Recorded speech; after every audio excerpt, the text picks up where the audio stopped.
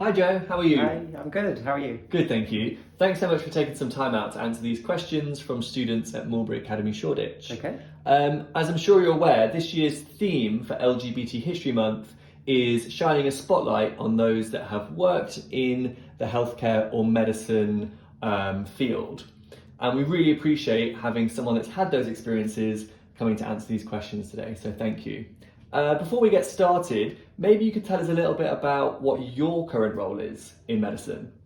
Yeah, sure. So I'm a doctor. I've been doing the job for almost 6 years. I currently work as an anaesthetist, which means I am the person that helps put patients off to sleep when they're having surgery done. Okay, that sounds really interesting.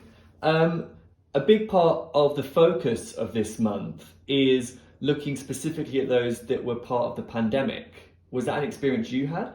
Yeah, that was really early on in my career. So it was a tricky time and a very steep learning curve.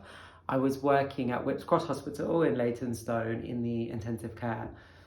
Okay, yeah, that must have been pretty tough. Yeah, we were working with the kind of sickest patients in the hospital.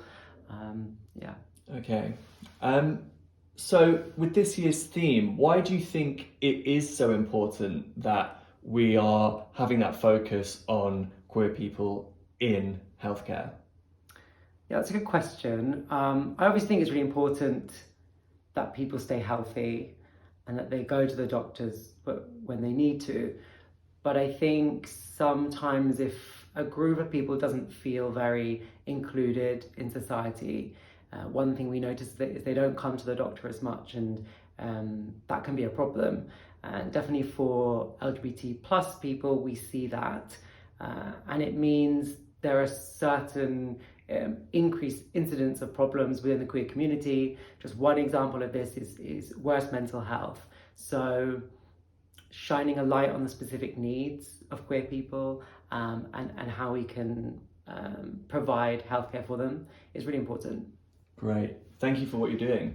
Do you think that these are shared by other people within society, these issues? Do you think intersectionality is quite important when we're thinking about LGBT History Month? Yeah, definitely.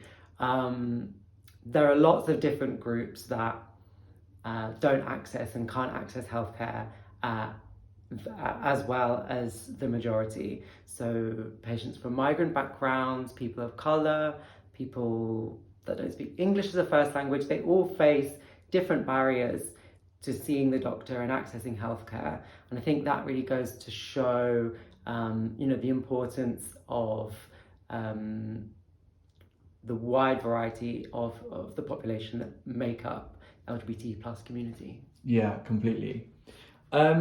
So if there's a young person that's watching today that's interested in getting into medicine as a job, what kind of advice would you be giving to them? Yeah, I'd say, it's a really great profession, it's a great career. There's a huge variety of things you can do. Working with people right from the day they're born throughout the whole entire life.